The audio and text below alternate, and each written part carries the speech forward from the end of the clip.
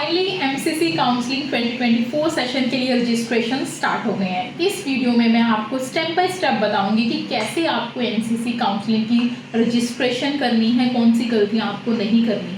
Before कि हम step by step आपको एमसीसी का फॉर्म फिल करके दिखाएं, उससे पहले मैं 2-3 चीज़ें आपको बता देती हूँ। सबसे पहले एमसीसी की काउंसलिंग का शेड्यूल 14 अगस्त 2024 से लेके 20 अगस्त 2024 12 नून तक आप रजिस्ट्रेशन कर सकते हैं। और जो पेमेंट की फैसिलिटी है वो 20 अगस्त को 3 बजे तक अवेलेबल रहेगी। और जो चॉइस फिलिंग एंड लॉकिंग की फैसिलिटी है वो 16 अगस्त से लेके 20 अगस्त 11:59 PM तक अवेलेबल रहेगी।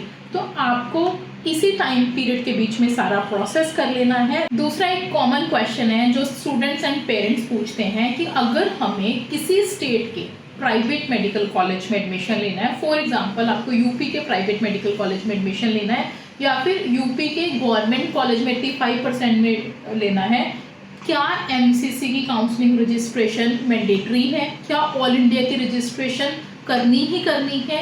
ऐसा कुछ भी नहीं है। अगर आपको प्राइवेट मेडिकल कॉलेजेस में एडमिशन लेना है उसके लिए आपको स्टेट काउंसलिंग के थ्रू जाना होगा। एमसीसी की रजिस्ट्रेशन मैंडेटरी नहीं। एमसीसी की रजिस्ट्रेशन आप करोगे 15% all India quota of government medical colleges, central universities, Delhi universities, then ESICs, AFMC and your deemed universities. इसके लिए आप रजिस्ट्रेशंस करेंगे एमसीसी में। एंड थर्ड पॉइंट जो आपको बहुत ध्यान देना है, अगर आप डीम्ड MBBS और BDS रजिस्ट्रेशंस के लिए जा रहे हैं, यहाँ पर 2 लाख की सिक्योरिटी रहती है और 5,000 का रजिस्ट्रेशन फॉर्म, तो टोटल आपको 2,05,000 पे करना रहता है फॉर डीम्ड यूनिवर्सिटीज। बहुत सारे लोगों की जो नेट बैंकिंग की लिमिट है वो इतनी नहीं होती है कि नॉर्मली बाय डिफॉल्ट जो सेटिंग होती है वो अराउंड 50,000 की होती है। तो आपको मेक श्योर कर लेना है कि आपकी नेट बैंकिंग की लिमिट 2,05,000 से ज़्यादा की हो ताकि आप स्मूथली अपनी सिक्योरिटी पे कर सकें। अगर आपकी लिमिट नहीं है, आप अपने बैंक के पास जाइए, उनको बोलिए कि हमारी जो नेट बैंकिंग की ऑनलाइन ट्रांजैक्शन लिमिट है वो इंक्रीज कर दें। यहाँ पर एमसीसी कोई भी आपको बेनिफिशियरी IFSC कोड्स ऐसी डिटेल्स नहीं देगी ताकि आप उनको NEFT या RTGS कर दो, ऐसा नहीं होता। ना ही तब आप बैंक के पास लॉगिन डिटेल्स लेकर जाओगे, बैंक भी पे नहीं कर पाएगा। वो आपको डायरेक्टली उसी अकाउंट से पे करनी है क्योंकि काउंसलिंग की कल को सिक्योरिटी भी उस अकाउंट में ही वापस आएगी। तो आपको किसी कैफे से भी नहीं भरवाना, इवन किसी काउंसलर के अकाउंट्स भी यूज़ करने की नीड नहीं है, आपको अपने ही अकाउंट से सिक्योरिटी पे करनी है। तो इन चीज़ों का ध्यान रखना। अगर आप ऑल इंडिया कोटा या गवर्नमेंट के लिए जा रहे हैं तो रिजर्वेशन के केस में 5,000 की सिक्योरिटी, 500 का फॉर्म रहता है, 5,500 की ट्रांजैक्शन होगी। जनरल कैटेगरी में 10,000 की सिक्योरिटी, 1,000 रुपीज़ का फॉर्म, मतलब 11,000 की ट्रांजैक्शन होगी। चलिए अब जल्दी से देख लेते हैं कि फॉर्म फिल कैसे करना है। हम सबसे पहले एमसीसी काउंसलिंग रजिस्ट्रेशन 2024 सर्च कर लेते हैं। आप जैसे हमने कि यहाँ पर सारी वेबसाइट काउंसलिंग की स्टार करके रखी हुई है, आप वैसे भी रख सकते हैं। तो यूजी मेडिकल में जाएंगे, यहाँ पे करंट इवेंट्स में आपको यहाँ का शेड्यूल दिख रहा है, सारी नोटिफिकेशंस भी आती रहेंगी। अब जो रजिस्ट्रेशन होगी वो कैंडिडेट एक्टिविटी बोर्ड के अंदर न्यू रजिस्ट्रेशन 2024 पे हम, उसके बाद यहाँ पर दिया हुआ है न्यू कैंडिडेट रजिस्ट्रेशन के अंदर जाएंगे, आई अग्री पे क्लिक कर लेंगे। यहाँ पर हम सबसे पहले नीट का रोल नंबर एंटर करेंगे, नीट यूजी का application number, candidate name, mother's name, date of birth, ये सारी एंट्रीज आप नीट स्कोर कार्ड से ले सकते हैं अपनी। एक बार एंटर करने से पहले सारी इंफॉर्मेशन क्रॉस चेक कर लीजिए। सिक्योरिटी पिन, तो यहाँ पर आप अपना पासवर्ड सेट कर लेंगे, सबमिट एंड नेक्स्ट पे क्लिक कर लेंगे। यहाँ पर जो भी हमने नीट के फॉर्म को फिल करते हुए जो email ID and mobile number दिया है वहीं पर आपको OTP आएगा। तो this is a very secure portal, कोई भी इसको बिना आपके OTP लिए पोर्टल लॉगिन नहीं कर सकता। तो यहाँ पर ये हमारा पोर्टल लॉगिन हो गया है, स्टूडेंट का नेम, रोल नंबर, सारी इन्फॉर्मेशन दिख रही है। देन उसके बाद हमें एप्लीकेशन फॉर्म डिटेल पे आप देखोगे सारी चीजें इन प्रोग्रेस है। यहाँ पर हमें जैसे जेंडर सेलेक्ट बाय डिफॉल्ट आ रहा है, जो भी आपने नीट के फॉर्म में फिल किया, नेशनैलिटी बाय डिफॉल्ट आ रहा है, रिलीजन आप सेलेक्ट कर लेंगे।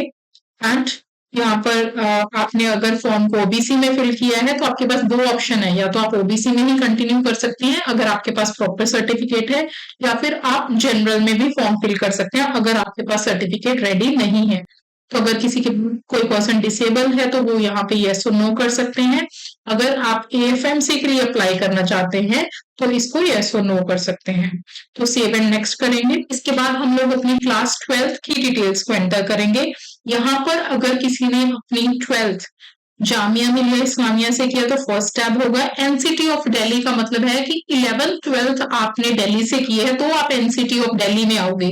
अगर आपने सिर्फ 12th दिल्ली से किए, 11th दिल्ली से नहीं किए तो भी आप एनसीटी ऑफ दिल्ली में नहीं आओगे, आप अदर में आओगे। अलीगढ़ मुस्लिम यूनिवर्सिटी से आपने 12th की है तो आप ये सिलेक्ट करोगे, नहीं तो अदर सेलेक्ट कर लेंगे। तो यहाँ पर हमें अपने स्कूल का एंट्री करना होगा, passing status, passing year, roll number, ये सारी एंट्रीज करनी होंगी, प्लस अपने फिजिक्स, केमिस्ट्री, बायो के पासिंग स्टेटस, क्या पास हो, मैक्सिमम कितने मार्क्स है और कितने मार्क्स आपके ऑब्टेन हुए, ये सारी डिटेल्स की एंट्रीज आपको करनी होंगी। जो भी आप स्कूल का नेम एंटर करेंगे वो बेटर है कि आप अपनी एग्जैक्ट मार्कशीट से चेक करके एंटर कर लें। जो स्कूल का पिन कोड है वो आप सर्च कर सकते हैं। इसके बाद आप सेव एंड नेक्स्ट कर लेंगे। जो यहाँ पे सबसे इंपॉर्टेंट स्टेप है वो ये स्टेप है जहां पर आपने अप्लाई किसके लिए करना है। All India Kota, open seats, AIIMS, BSc nursing and deemed universities. क्योंकि AFMC हमने पहले नो कर दिया तो यहाँ पे ग्रे आउट आ रहा है। ऑल इंडिया कोटा के लिए यस करेंगे, एम्स के लिए यस कर दिया, क्योंकि नर्सिंग में एडमिशन लेना नहीं है तो सिलेक्ट करने की जरूरत नहीं है।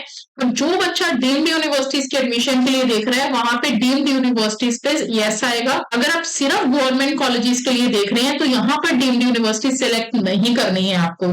अगर आप डीम्ड यूनिवर्सिटी सेलेक्ट करते हैं तो बाय डिफॉल्ट आपकी जो पेमेंट होगी वो 2,05,000 का दिखाएगा। अगर आपने नहीं सिलेक्ट किया तो वो बाय डिफॉल्ट आपकी कैटेगरी के अकॉर्डिंग आपको पेमेंट का दिखाएगा। तो यहाँ पर अब देखोगे हमने डीम सिलेक्ट किया तो 2,05,000, नहीं सिलेक्ट किया क्योंकि ओबीसी में फॉर्म फिल था तो 5,500 दिखा रहा है। तो हम डीम्ड में फॉर्म फिल कर लेते हैं, फिर सेव एंड नेक्स्ट करेंगे। सेव एंड नेक्स्ट करके जो लास्ट पेज आएगा वो आपका कॉन्टैक्ट डिटेल्स का आएगा। तो यहाँ पर हमने कॉरेस्पॉन्डेंस एड्रेस ऐड करना है। एड्रेस में आपको अपना प्रेमिसेस का नंबर, सब locality, country, state, district, pin code and आपका ऑल्टरनेट कॉन्टैक्ट नंबर और ऑल्टरनेट ईमेल आईडी, ये सारी एंट्रीज आपको कर लेनी है।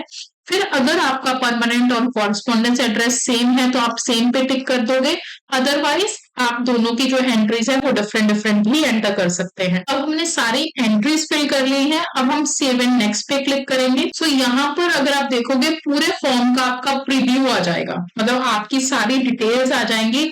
आप अच्छे से प्रीव्यू पेज में जाकर अपनी सारी डिटेल्स को क्रॉस चेक कर लेंगे, चाहे वो आपकी एजुकेशनल डिटेल्स हैं, स्टार्टिंग की सिलेक्शन डिटेल्स हैं, एंड सबसे इंपॉर्टेंट जो आप किस सेक्शन के लिए अप्लाई कर रहे हैं, आप सिर्फ गवर्नमेंट के लिए कर रहे हैं या डीम्ड एंड गवर्नमेंट दोनों के लिए कर रहे हैं, फिर आपके एड्रेस की डिटेल्स। फाइनली यहाँ पर डिक्लेरेशन पे जब आपने क्लिक किया, सेव एंड फाइनल सबमिट आपने कर दिया, उसके बाद कोई भी करेक्शन नहीं हो पाएगी। तो आपको अपने फॉर्म को ओरिजिनल डॉक्यूमेंट्स के साथ तसल्ली से क्रॉस चेक कर लेना है और तभी आप उसको सबमिट करिए। ये फॉर्म सबमिट करने के बाद फिर उसके बाद आप पेमेंट सेक्शन में जाएंगे जहां पर आप रजिस्ट्रेशन फीस को पे करेंगे। जब आपकी पेमेंट सारी प्रोसेस कंप्लीट हो जाएगा तो 16 अगस्त को आपको चॉइस फिलिंग की ऑप्शंस स्टार्ट हो जाएंगी, वो आपके पोर्टल पे शो हो जाएगा, तब आप चॉइस फिलिंग भी स्टार्ट कर सकते हैं। सो आई होप ये वीडियो आपके लिए यूजफुल होगी। Time to time NEET counselling की अपडेट्स के लिए मेडिपीडिया के चैनल को सब्सक्राइब कर लीजिए। फिर भी काउंसलिंग के प्रोसेस में कोई डाउट होगा तो कमेंट बॉक्स में जरूर शेयर करिए। Thank you so much.